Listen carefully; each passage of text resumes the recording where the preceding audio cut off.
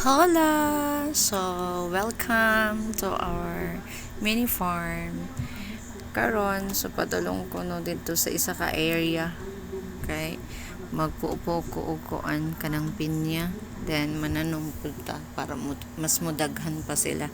Actually kani nga mga pinya, kani akong antuan gitanom na mo na siya is katong pandemic nga time.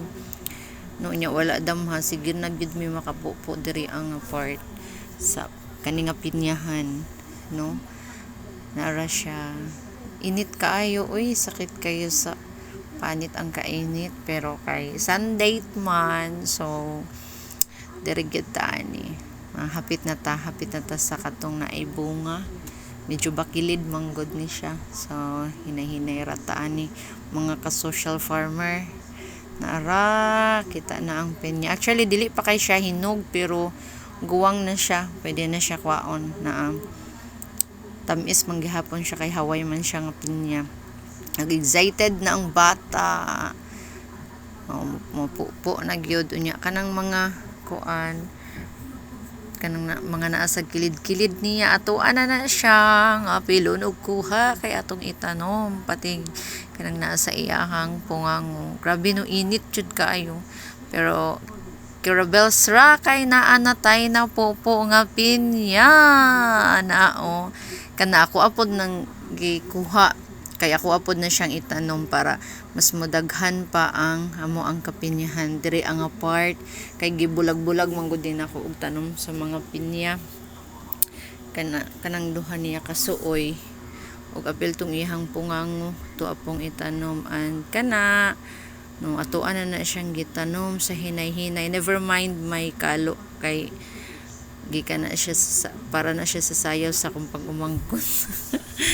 og nakatanom na gyud ta naara mga tanom na to sa atbang na pud ni siya para mukalat ang ato ang pinya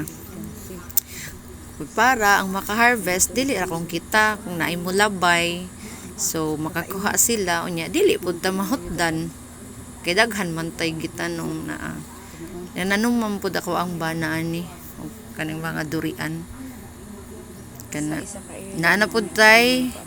kana balikan na siya sure paabot hunon nga mga bunga sa isa ra pud ni siya ka area kana salamat kaayo Lord Father God, no,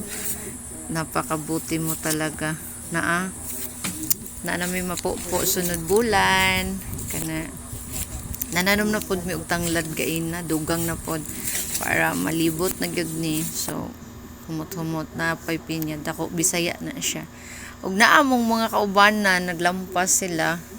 kay nag-assign man mi, lahi ang naglampas, lahi ang nagtanom og prutas, ako nagtanom og pinya, kani ako ang bana nananom ni siya og rambutan na so gisunod pud niya tanom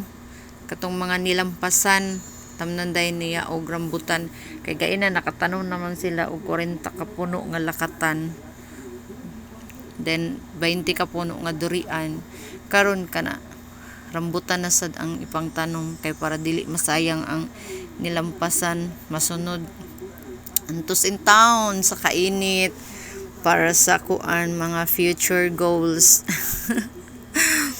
nara mo ang tanom nga kalamansi wala ni tubo. Ay, og ako ang ipakita sa inyo ang pinakahayahay katong naa sa duyan ang duha nara nagselfon ra in town sila da nga arang ni siya unya kay kapoy naman ang inyong social farmer mo relax sa ta gamay kay napuno ka morsiko nga ko ang bukton na tanggalon na pud na nato sa hinay-hinay na daghan kaayo, and that would be all. Good night and God bless everyone. Bye bye.